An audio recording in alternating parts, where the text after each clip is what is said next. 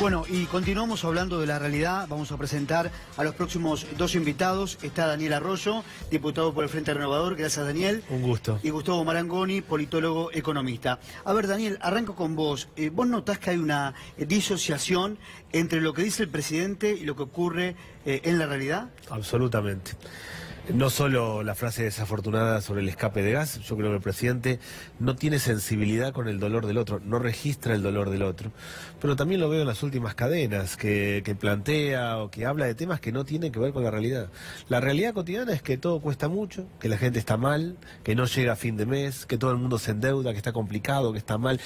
Está todo tenso, difícil, a todo el mundo le cuesta llegar a fin de mes y el gobierno no habla de eso, habla de otras cosas, habla como si las cosas fueran bárbaras, estuviéramos en Suiza. A mí me parece que hay un desenganche fuerte. Lo que creo que está pasando en ese desenganche es que está rompiendo el contrato social. Una parte de la gente se desenganchó, dejó de creer en el gobierno, tenía expectativas hasta hace poco, dejó de creer, pero no cree en nada en la política, se desenganchó del todo. Hay un vacío, una ruptura del contrato social que a mí me preocupa porque hay una parte importante de la gente que entiende que tiene que ir por la libre y que nadie lo acompaña. Lo veíamos recién, las madres se están arreglando como pueden solos sin el Estado. El Estado ha desaparecido, transfiere plata a través de planes sociales, pero nada más, y cada uno se arregla como puede y el gobierno no le habla a la vida cotidiana. A ver si coincides conmigo, Gustavo. Yo cuando lo escucho al presidente lo noto en sus palabras con un tono de despreocupado, habla con un tono de despreocupación, como que si él no estuviera transmitiendo la vivencia real del ciudadano. Mira, trato de unir tu dicho de recién con lo expuesto por Daniel. Que un presidente quiera transmitir tranquilidad, digamos, en un momento de tormenta, ahora analizamos el tema de tormenta, uno hasta lo puede entender si hubiese una ligazón con lo que sucede en la vida cotidiana. Ahora, cuando la tranquilidad puede ser interpretada como indiferencia, entonces estamos frente a otro escenario. Yo creo que aquí hay una combinación realmente muy difícil y muy riesgosa para todos, que es la de una crisis económica realmente muy profunda, de la cual lamentablemente todavía no hemos visto lo peor. Empezamos a ver las consecuencias de la devaluación de mayo y junio ahora. Doy el ejemplo, estás jugando un partido de fútbol, te pegan un patadón, te levantás y seguís corriendo, pero al poco tiempo la pierna se te empieza a hinchar, a inflamar, y ahí empezás a ver que la cosa era realmente más grave y más molesta. Esto pasa con el desplome de los puestos industriales, de la actividad, con la inflación, con las tarifas, etcétera. Sumado a una situación, digamos, realmente de desesperanza, de falta de expectativas, bueno, me parece que es algo como para que todos en general, y el gobierno en particular, por las responsabilidades que le son propias, tienen que poner atención. Escuchaba, Daniel, hace unos días a otro economista que decía no hay manera de que este modelo económico salga bien. ¿Por qué? Por este endeudamiento que tiene el gobierno, que tiene la Argentina, que va a ser imposible de pagar. ¿Cómo lo analizás? Así, el gobierno, ahora tenemos una deuda de 150.000 millones de dólares, eso es lo que contrajo el actual gobierno.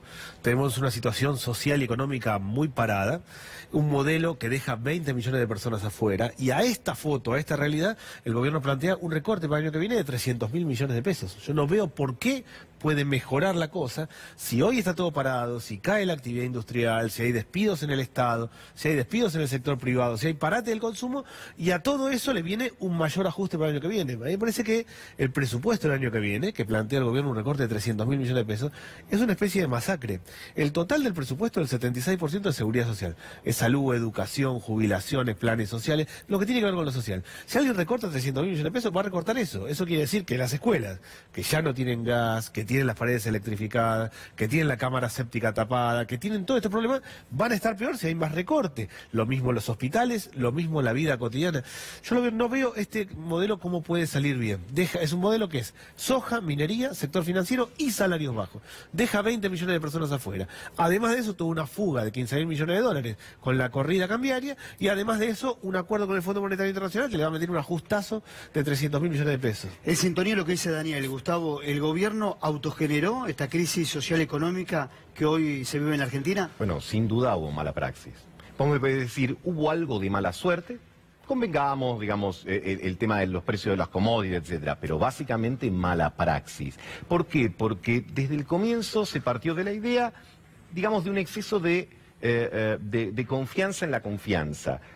Como llegamos nosotros, decían el gobierno, y esto inmediatamente va a generar un efecto confianza que va a generar la famosa lluvia de inversiones, y con la canilla abierta del endeudamiento vamos a poder administrar la situación claramente. Bueno, ya hacia fines del año pasado eso empezó a manifestar algunos ruidos. Comienzo de este año la preocupación era mayor. Se advirtió siempre el tema de las LEVAX, el crecimiento enorme de la deuda del Banco Central, además de la deuda externa de la República Argentina, y luego llegó el cierre de la canilla a nivel global. Eso terminó de sincerar que ausencia de programa específico se recurrió al programa del Fondo Monetario Internacional. Durante 2 años y medio se venía señalando de distintos sectores que tener un ministro de Economía era importante. Se dijo, no, no es importante, se dividió el área económica para terminar, digamos, con Christine Lagarde, ministro de Economía. Digamos, porque lo cierto es que se fue al Fondo Monetario Internacional a pedir un programa, no a llevar un programa. Ninguna de las dos circunstancias son ideales, Digo, para mí no se debió haber llegado al Fondo Monetario Internacional. Pero una cosa es ir y decir, mira, yo tengo este programa para aplicar y que el fondo te lo pule, y la otra es decir, dame el programa que tengo que aplicar. Y el programa, Daniel sintetizó de alguna manera, es el programa que tiene el Fondo Monetario Internacional en todo el mundo, que es milanesa con puré para todos. Ojalá, digo, fuese tan ambicioso, pero digo, la misma receta para todos. Sos Grecia, ajuste. Pollo Sos con Argentina, calabaza, como dijo. ajusta. Bueno, pollito con calabaza, digamos, sí, porque es más de pollo con calabaza que de... Entonces, sacarle 10.000 millones de dólares al consumo actual es quitarle sangre a un anémico. Vos fíjate, la recaudación fiscal del mes pasado aumentó por debajo de la inflación. ¿Por qué? Digamos, cuando supuestamente vos estás haciendo un esfuerzo por gastar menos, decís, bueno, ahora tengo que tener más ingresos. No, digamos, porque al caer el consumo abruptamente como cae, el Estado recauda menos, con lo cual podés tener la paradoja de llevar adelante un ajuste machazo y sin embargo no resolver ni definitivamente el problema fiscal, ni el problema de credibilidad dentro y fuera del país que se ha generado en los últimos meses. Daniel, vos estás en el Frente Renovador, y si uno lee los diarios y mira la televisión, se encuentra, por ejemplo, esta semana, Sergio Massa en Santiago del Estero, no dice él que va a ser presidente en el 2019, candidato, pero por lo menos ya está de recorrida. Felipe Solano dijo, voy a ser candidato. ¿Qué pasa hoy dentro del Frente Renovador? Lo que yo creo dentro del Frente Renovador y fuera, que hay que construir la gran unidad de la oposición, que para mí es el conjunto del peronismo más los movimientos sociales, más otros sectores.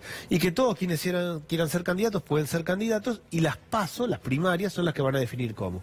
Nosotros tenemos una obligación de construir la unidad opositora. Este modelo es un flor de problema, va a dejar un gran problema para adelante. El acuerdo con el Fondo Monetario Internacional nos va a dejar trabados durante muchos años. Se requiere un gobierno a partir del 2019 sólido, con consenso, que tenga un programa distinto, que le dé lugar a 44 millones de personas. Creo que dentro de un espacio de la gran unidad del peronismo y del resto del arco opositor, todos quienes quieran ser candidatos pueden serlo a través de una PASO. Lo que no podemos hacer es fragmentarnos. Fragmentamos, dividimos, somos 2 o 3 espacios distintos, gana el gobierno. Si gana el gobierno, siguen 20 millones de personas afuera, pero no solo eso, sino se legitima una manera que deja un montón de gente con la nieta contra el vidrio. Gustavo, un poco lo que decía Daniel, la tragedia social que va a dejar este ajuste. Lo comparás con la hiperinflación del 89, la crisis del 2001, ¿se lo compara con alguna etapa? Cada uno tiene características distintas. Yo diría que a lo mejor para ver el lado, digamos, más proactivo y constructivo, digo, hay otra conciencia en la sociedad respecto del avance de derechos y de también establecer límites de hasta dónde se puede llegar. Esto creo que es un diferencial respecto del 89, es un diferencial respecto del 2001. Hay otros de naturaleza más económica y técnica. Respecto del 2001, bueno, no tenemos un tipo de cambio fijo, no tenemos una convertibilidad. Eso es mejor, digamos, para poder salir de esta situación. Pero me parece que acá hay un tema que también señaló Daniel hace poco. Bueno, ¿cuáles son los motores? Ahora estamos transitando el desierto. Vamos a la vieja parábola de Moisés llevando al pueblo judío por el desierto. ¿A dónde? A una tierra prometida. ¿Cuál es la tierra prometida? ¿Dónde están los motores que van a hacer crecer? Dice, no, el año que viene el campo va a tener una buena cosecha. Es cierto, y esperemos que así sea, 130, 140 millones de toneladas. Representa el 1% del producto. No tiene fuerza para generar empleo. ¿Cuáles son los sectores que más se ven afectados en este momento? por ejemplo, la construcción, vía el recorte, vía la inflación, vía etcétera. Ahí estás restando empleo en la base de la pirámide poblacional. Tenés una situación de precarización, que también es una característica de los últimos tiempos, en los cuales estás cambiando empleo registrado y trabajo en blanco por monotributista Ahora, social. Da la sensación, cuando uno lo escucha al presidente, al gobierno, que ellos, ahora dijo Macri hace unos días, la revolución de los empleos van a llegar. Un gobierno que se para en el presente, pero sigue hablando del futuro. Y el futuro nunca llega. Nunca llega, y todo lo que planteó como futuro nunca llegó, ni el segundo semestre, ni la baja de inflación, ni pobreza cero, ni la lluvia de inversiones, ni ninguna cosa que ha planteado. Ahora de vuelta plantea una inflación para el año que viene 10 puntos menor que la actual. El gobierno, todo lo que ha planteado, ninguna cosa ni cerca se ha dado. Realmente es un gobierno que no ha generado ningún resultado. La diferencia, yo creo que hay dos diferencias respecto de otras. No generó resultados, pero hay una porción que sigue apostando por Cambiemos. Sí, por dos cosas. Uno, pues un gobierno que no generó resultados, pero sí expectativas. Una parte de la población tiene expectativas y dice, bueno, ojalá que arranque, vamos a darle una chance. Y otra parte lo contrasta con el resto y dice, no, esto es mejor que lo que había antes. Entre el contraste con lo que había antes y cierta expectativa, todavía tiene un núcleo duro de 1/3 de la población. Ahora, se está desenganchando aún ese núcleo duro. La sociedad, que seguía teniendo esperanza, se va desenganchando, pero es una sociedad, a diferencia de los 90, que ya sabe cómo termina la película. Esto no va a ser fácil, no es fácil para el gobierno meter un ajustazo, porque la sociedad ya sabe cómo termina la película. En los 90 quedaba claro que la cosa era complicada, que era muy neoliberal el gobierno, que iba mal, pero había una cierta expectativa de decir, bueno, capaz que este camino nos lleva a algún lado. Hoy la sociedad ya sabe cómo termina, con lo cual hay más resistencia.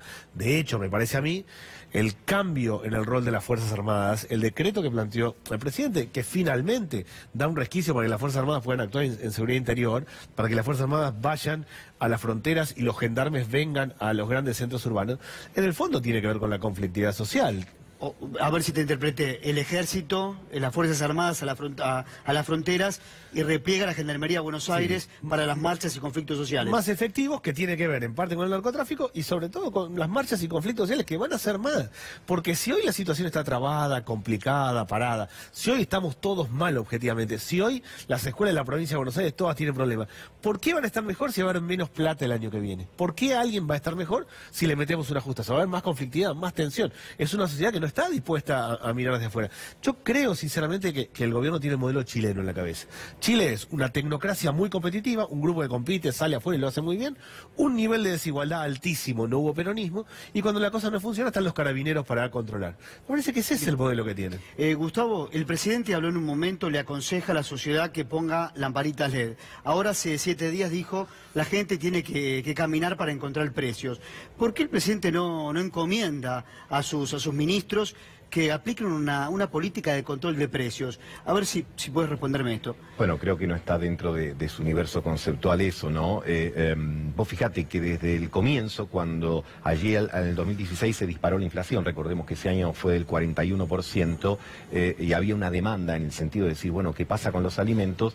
El secretario de Comercio Interior dijo, bueno, vamos a hacer una aplicación en el celular para que cada uno pueda... Es decir, por eso digo, hay una idea de combinar, cosas que por supuesto, ¿quién puede estar en desacuerdo con lo tecnológico, con incorporar la tecnología, pero absolutamente desarraigado de la vida cotidiana y de la efectividad de las medidas? Casi por decir, bueno, si hay una demanda de que el precio de los alimentos sube, tenemos que decir algo. Bueno, ¿qué decimos? Caminen o bájense una aplicación o algún tipo de esas cosas que en realidad están más para salir a responder pensando en términos de medios, una demanda, que a que tenga un efecto en la realidad. Y este fenómeno inflacionario que se repite o que recrudece este año, donde vamos a estar por lo menos en el 32%, como decimos siempre, eso es un promedio. Los alimentos aumentan más, los medicamentos aumentan más. Si eso aumenta más, la base de la pirámide se perjudica más. Por una ley que en economía creo que es una de las pocas leyes que se cumple, digamos.